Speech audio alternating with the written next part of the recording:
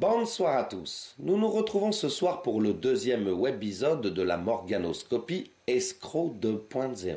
L'espace d'un instant, je vais accomplir une autopsie du dernier livre en date de Morgan Le Bail-Priest, Pourquoi Jésus est Dieu, publié le 18 décembre dernier.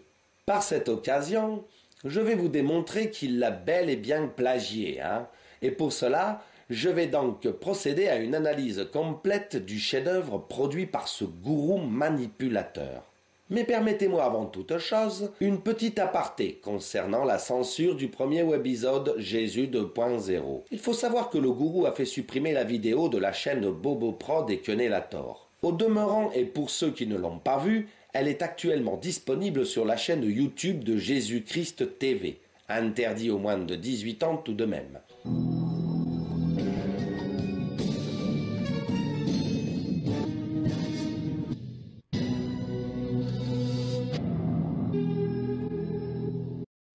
Bonsoir à tous. Commençons donc ce soir ce décryptage de l'entourloupe morgaélienne avec son ministère plein de surprises et de rebondissements à même d'intéresser les auditeurs. Bon, ça a été un petit peu traficoté, Le titre a changé, c'est un peu plus vintage que l'original. Mais c'est gentil de ta part, Georges. Au moins, toi, tu n'es pas censuré. Et puis, tu as même écrit des mots doux à Boboprod. Ce soir, attention, Boris danse. Ce soir, chez Boris, événement. D'ailleurs, le pauvre Boris, il a eu mal au postérieur quand il a reçu son premier avertissement de YouTube. Le gourou a invoqué un problème de droit d'auteur afin de censurer cette vidéo. En conséquence de quoi, vous ne verrez pas Morgan dans ce deuxième webisode. Ou plutôt pas directement, vu que Morgan Criest a accepté de prêter son image afin de répéter mot pour mot les paroles du gourou dans ses dernières vidéos. J'aime bien fumer le cabinet de la paix. En outre, je vous invite à aller voir la réponse de Boris en cliquant sur le lien dans la description. Il a publié une petite vidéo de 2 minutes où l'on voit des posts Facebook de ce pitre qui invite ses abonnés à cliquer sur ses pubs, alors que c'est formellement interdit dans le règlement YouTube. Et ça, le gourou le sait très bien, puisqu'il a immédiatement effacé les posts incriminés de sa page Facebook, allant même jusqu'à changer sa photo de profil. Il a enlevé sa colombe, d'ailleurs qui s'est vanté d'avoir écrasé, pour y mettre à la place une lune. Pathétique. Il est cependant nécessaire de rappeler qu'une grande partie de l'entourage et de l'audience de cet illusionniste ont ouvert les yeux sur ces mensonges. Beaucoup d'entre eux, des amis proches, ont demandé au gourou que les vidéos YouTube où ils apparaissent soient supprimées de sa chaîne.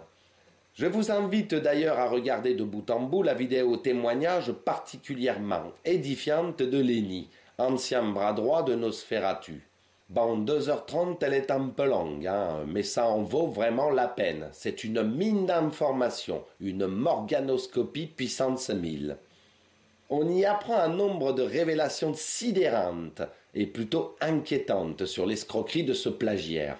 Notamment le fait que Noémie Montagne, la compagne de Dieudonné, ait prêté 7 000 € à cet escroc afin qu'il puisse porter plainte contre moi. De procès de Salim Laibi. Là, je suis toujours dans le cadre de l'argent. Mais la plainte que t'as fait contre Salim Laibi, tu me l'as dit toi-même. Parce que Noémie Montagne, la femme de Dieudonné, tu t'es confié à elle sur ce sujet-là et tu te plaignais auprès d'elle que Salim Laibi faisait des articles contre toi. Et donc elle t'a proposé directement, avec du dos, on peut te proposer 7 000 € et puis on te prête, voilà, on t'avance l'argent pour te prêter notre avocat. Qu'est-ce que t'as fait? T'as foncé tête baissée, quoi. Ah bah oui, et qu'est-ce que tu m'as dit, Morgane? Bon, je dirais pas mot pour mot, parce que je me souviens plus à la phrase près, au mot près, mais en gros que, voilà, tu tirerais vengeance de ce que Salim faisait contre toi, et en plus tu te ferais un billet sur le procès, pensant gagner. C'est vraiment hallucinant. Dieudonné a octroyé 7000 € à ce guignol pour l'utiliser contre moi dans des procédures judiciaires. Par contre, il n'a que 1500 € à verser pour la Palestine. C'est plus important d'attaquer Salim Lébi plutôt que d'aider des gens qui meurent de faim. Ça n'a ni queue ni tête. Mais où on va? Alors déjà, je pense que tu vas te prendre un sacré mur parce que tu n'y connais rien en termes de loi, de procédure. Je pense qu'en plus, Salim Laibi, il a l'habitude avec les procédures. Avec Dieudo, Soral, etc. Il a l'habitude. Hein. Donc, et toi, Morgane, tu sais même pas remplir un seul papier. Tu sais même pas appeler EDF pour juste vérifier si c'est ton nom qui est sur le contrat de ton logement. Tu m'as demandé de le faire. Ça aussi, je sais plus si je l'avais noté. Dans l'histoire du pognon. Et t'as vu que je pouvais pas le faire. Et puis franchement, ça me faisait chier. Je te le dis honnêtement, ça me faisait chier de te le faire. J'en avais marre. Parce que t'es pas capable de le faire. Et je t'ai dit, bah demande à ta femme. Ah bah oui, mais elle sait pas faire, elle est comme moi. Et après, quand t'as vu que j'insistais pour ne pas le faire, tu m'as dit, bah je peux te payer si tu veux. Non, mais franchement, quand tu m'as dit ça, je me suis dit, mais c'est pas possible. Je m'attendais à tout sauf à ça, quoi. Alors t'as de l'argent pour pouvoir payer les gens pour qu'ils puissent appeler EDF à ta place. Enfin, t'en es rendu là. Et après, tu vas faire des leçons aux gens, tu vas faire des sous-entendus comme quoi, toi, t'es un artiste, t'es un génie artistique. Et que t'as de l'or dans tes mains et que, sans me vanter... mais t'es rien, Morgane. Franchement, tu sais rien faire. À part te plaindre et te faire passer pour ce que tu n'es pas. Si, la seule chose que tu sais bien faire, c'est manipuler.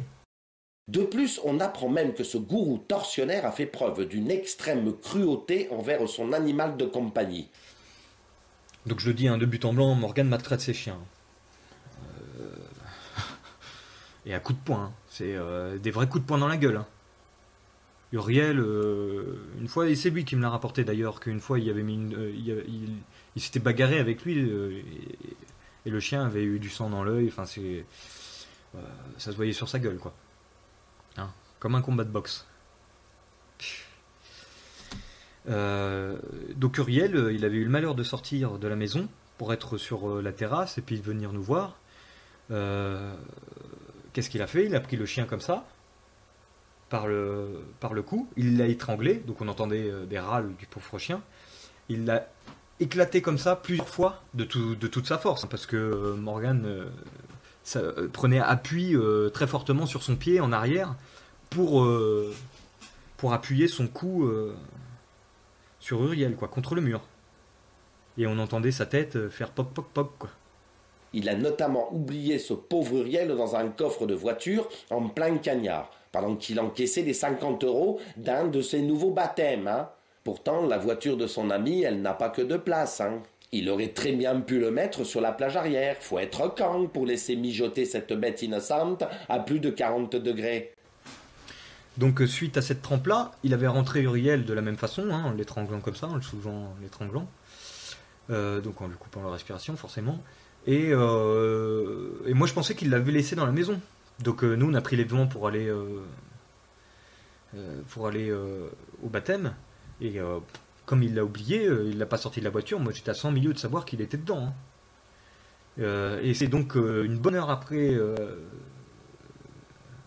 le baptême, etc. Donc voilà, on a parlé, on était dans la forêt, quoi. On se baladait en même temps et on discutait. Qu'on est revenu aux voitures, et c'est là que un frère a dit oh putain Uriel, merde, dans le coffre. Et donc en ouvrant le coffre, le frère et Morgane se retrouvaient devant le coffre, et puis nous on s'apprêtait à rentrer dans ma voiture qui était un peu plus loin en contrebas. Donc je les voyais faire, j'ai dit merde, j'ai franchement eu peur. Et puis ne les voyant pas réagir, je me suis dit bon, ça a l'air d'aller, ça doit aller, quoi, parce que je croyais qu'il regardait Uriel bouger et aller bien, quoi. Et non, c'est quand j'ai vu le frère faire comme ça, se prendre la tête, j'ai tout de suite compris. Morgane, ce benet qui restait devant le coffre, il réagissait pas.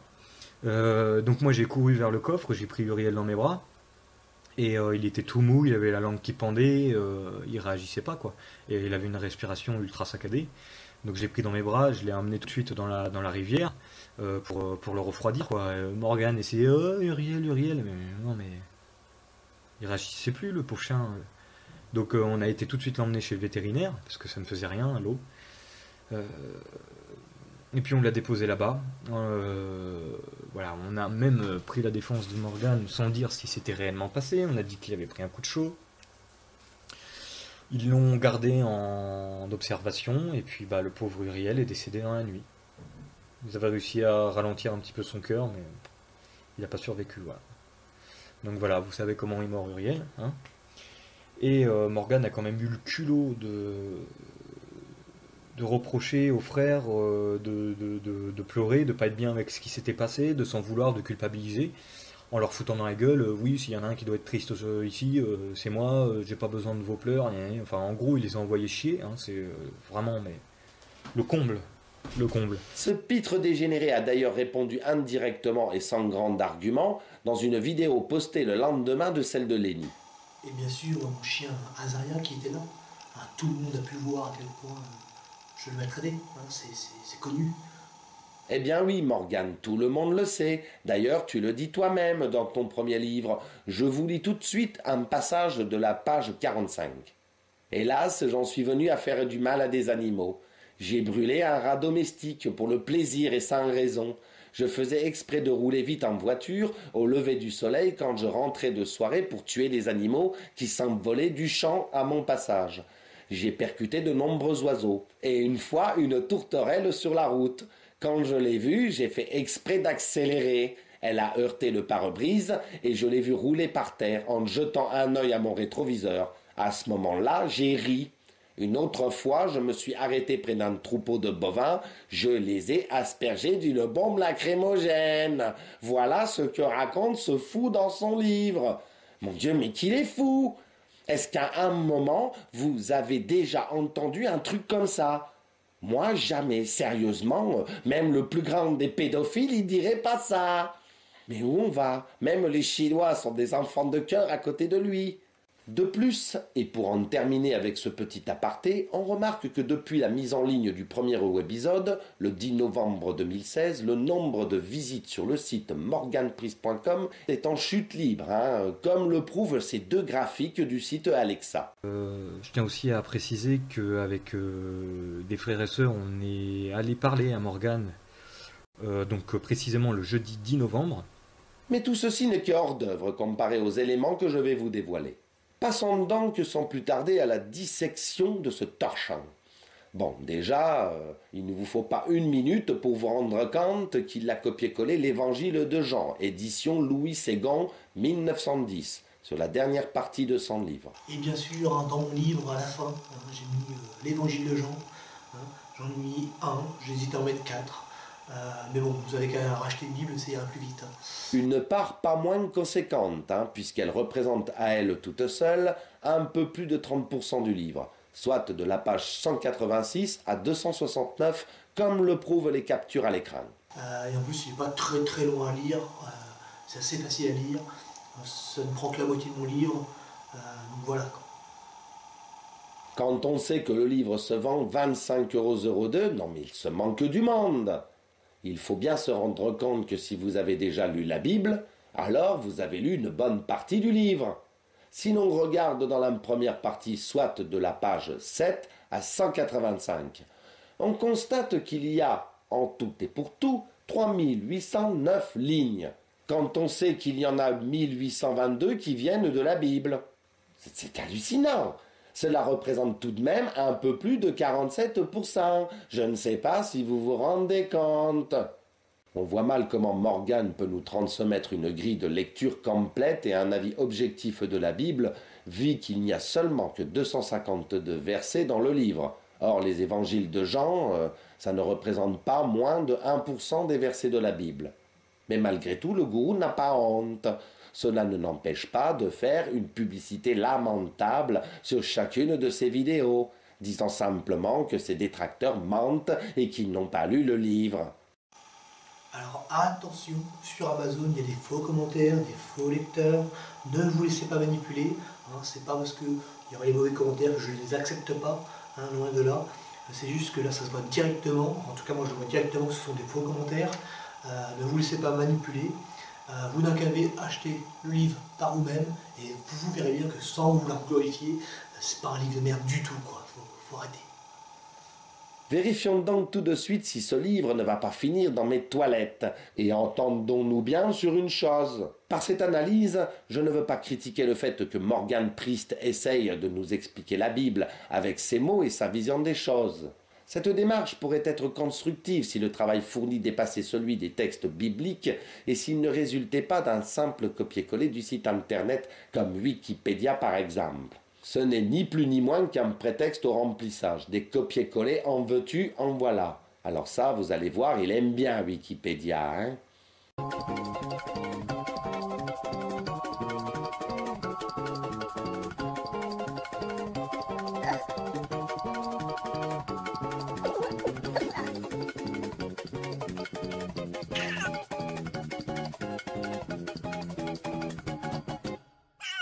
Comme on peut le constater, pages 18 et 19, voici un pitoyable copier-coller d'un article internet qui nous vient tout droit du site d'un missionnaire chrétien africain.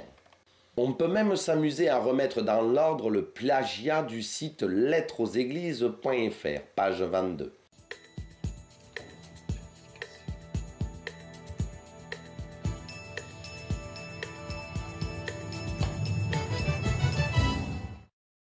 Trêve de plaisanterie. Passons tout de suite à la dissection du chapitre 8. Ce chapitre est censé définir qui est Melchizedek, de la page 123 à 131.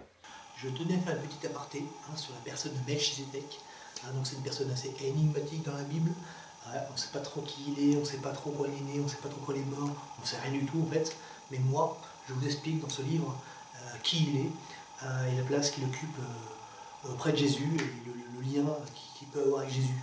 Bon, déjà, page 123, il nous a copié-collé la définition Wikipédia. C'est vrai que c'est du travail, hein, parce qu'il faut les enlever, les petits 1, les petits 2, il faut changer la police de caractère et tout ça. Le 12 travaux d'Astérix, mon Dieu qu'il est bête. Ah ça, pour faire des fautes aussi évidentes, aucun doute possible. Hein. Cette phrase sort bien de son cerveau, hein, si on peut appeler ça un cerveau, parce qu'à ce niveau-là, on est plus proche du pois chiche, hein. On est tout de même en droit de se demander s'il y a eu une relecture avant la publication d'une telle escroquerie. Continuons donc, page 124, où l'on trouve le début du plagiat d'un site gothique, caché au milieu de plusieurs versets, entre Jean chapitre 19, verset 19, et Jean chapitre 14, verset 27. Une petite annotation qui nous vient tout droit de ce site que nous retrouverons un peu plus tard. Page 125, avec une inspiration tout droit venue de la définition Wikipédia du mot prêtre. On découvre par la suite, page 126, un plagiat complet du site de Yves Petrakian, que l'on retrouvera lui aussi un peu plus tard. Il s'est amusé dans ce chapitre, hein. On revient aux sources, page 127, avec un magnifique copier-coller du site godquestion.org. On remarque que le vampire a été prendre ses sources sur un site qui dit l'inverse de ce qu'il souhaite démontrer, à savoir que Melchizedek n'est probablement pas une apparition de Jésus-Christ. Il a juste changé la conclusion. C'est vraiment catastrophique. Les pages 128 et 129 viennent directement de la Bible. Et pour finir, on retrouve sur la page 130 le site de Yves Petrakian. J'ai du mal avec ce nom à la con. Yves Petrakian, ainsi que le site edam.org. Voilà donc la preuve par A plus B que ce chapitre est complètement volé sur Internet. Il en est malheureusement ainsi pour tous les autres, hein. Voici quelques autres exemples de plagiat incontestables.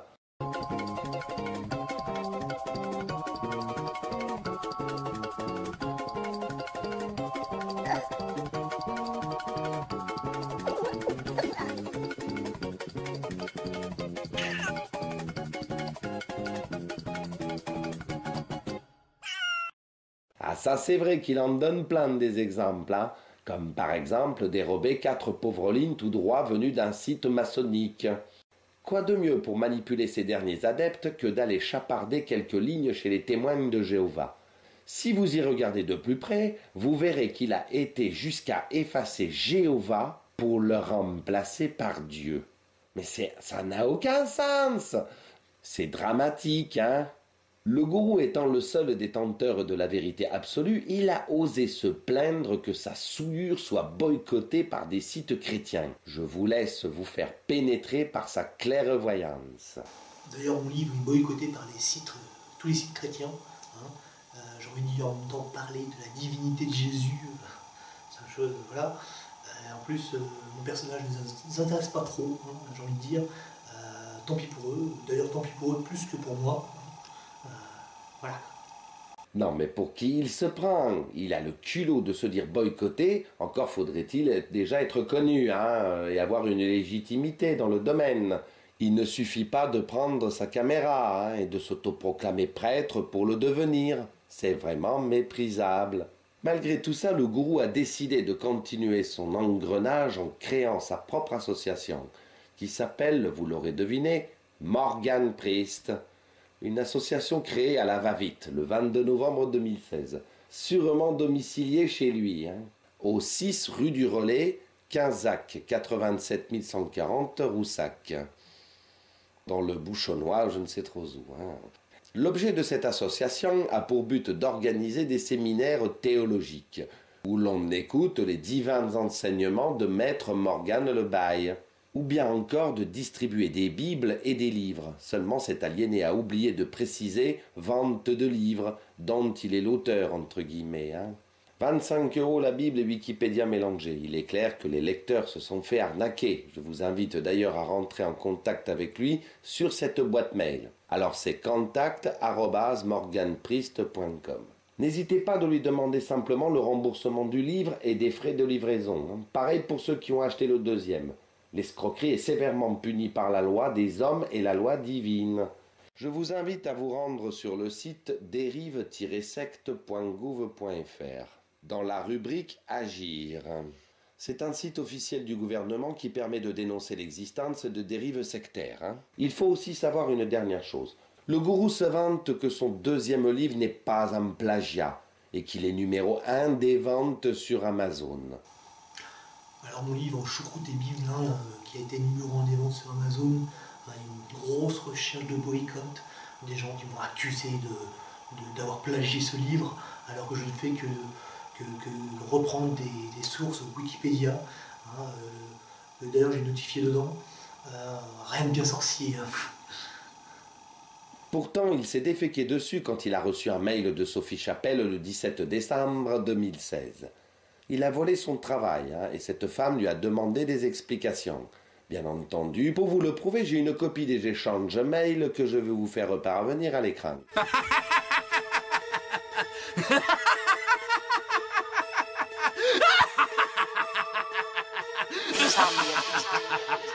Vous me faites rire, vous et votre rage en carton.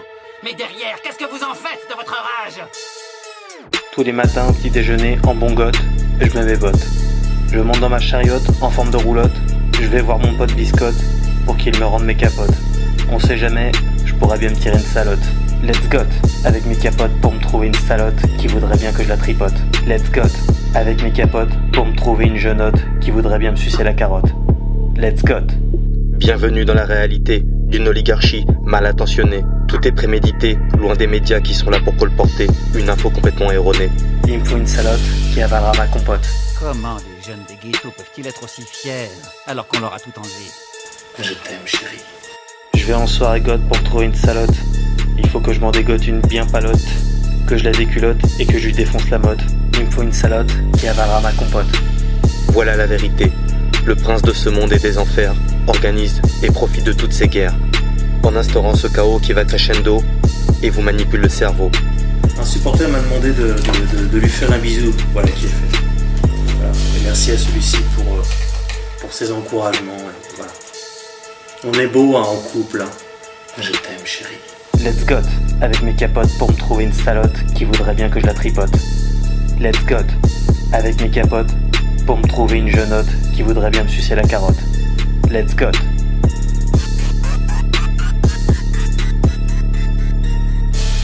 La franc-maçonnerie, le groupe Bilderberg, la trilatérale, les prieurés de Sion, le Bohemian Club, les Skull and Bones, le siècle, la Rose-Croix, l'Opus Dei, le Vatican, le club de Rome, l'Ordo Templia Orientis, et j'en passe. Cherchez, et vous trouverez.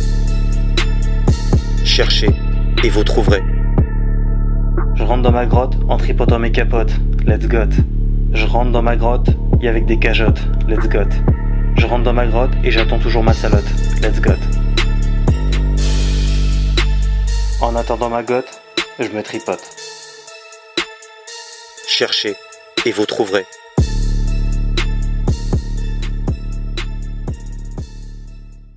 Le gourou n'ayant pas l'habitude de baisser son pantalon, il a encore soulevé sa robe, en effaçant directement les passages plagiés de son livre. Et pour ceux qui pensent que cet échange de mails n'a pas vraiment eu lieu, vous pouvez retrouver l'original du livre en format PDF qui est en téléchargement gratuit dans la description sous la vidéo. Je vous laisse savourer les explications hasardeuses que ce charlatan androgyne a données à son public afin de justifier le changement de sa mise en page, le lendemain de sa conversation avec Madame Chapelle. N'oubliez pas d'acheter mes livres, notamment Je croûte tes Bibles, pour les fêtes de Noël, c'est un cadeau idéal. Juste une petite précision, mes livres ont subi une petite refonte dernièrement, rien de bien méchant, des petites retouches grammaticales, syntaxe. Je suis quelqu'un de perfectionniste, j'aime livrer un travail abouti et que les gens en aient pour leur argent, c'est important. Je vous annonce en guise de conclusion que vous verrez samedi prochain le témoignage de Guillaume, ancien co-conférencier du gourou. Il vous dévoilera notamment d'autres détails sur les plagiats de ce livre, ainsi que de nombreuses autres surprises. Le travail est à présent terminé, avec la satisfaction de la mission accomplie dans les règles de l'art. Il ne me reste plus qu'à souhaiter à nos derniers amis prismés de sortir de cette secte satanique. En vous remerciant et à très très bientôt. Tu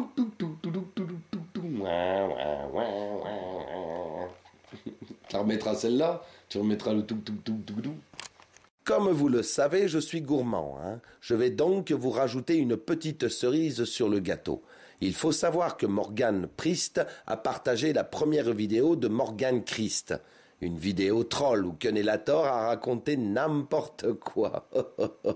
Il a même demandé à Morgane le bail de faire un bisou à son squelette rigolos ou gros bolos, je ne sais quoi. Et cet imbécile l'a vraiment fait. Pathétique. Je tenais également à remercier mon frère en Christ, Morgan Priest, d'avoir partagé la vidéo de soutien de notre dernière chaîne YouTube en date, donc c'est-à-dire la chaîne Morgan Priest. Donc merci Morgan, merci mon frère, sois béni. Je t'avais demandé gentiment de faire un bisou à Rigolos, tu l'as fait avec amour, j'ai envie de dire, amour de son prochain, amour. Donc je tenais en direct avec vous, faire aussi moi franchir le pas, de faire un bisou à Gros Bolos. Voilà, que je vous présente Gros Bolos. Ça va Gros Bolos? Ouais. Voilà, je vais faire un bisou en direct. Donc Gros Bolos en sera dans beaucoup de vidéos, dans tous les enseignements. Il donnera son avis très important à mon goût. Gros Bolos? Ouais. Voilà. Donc merci à vous, soyez bénis, abonnez-vous, faites un don. Mais j'aime faire des surprises. Et je pense que je vais faire énormément de surprises à ces personnes.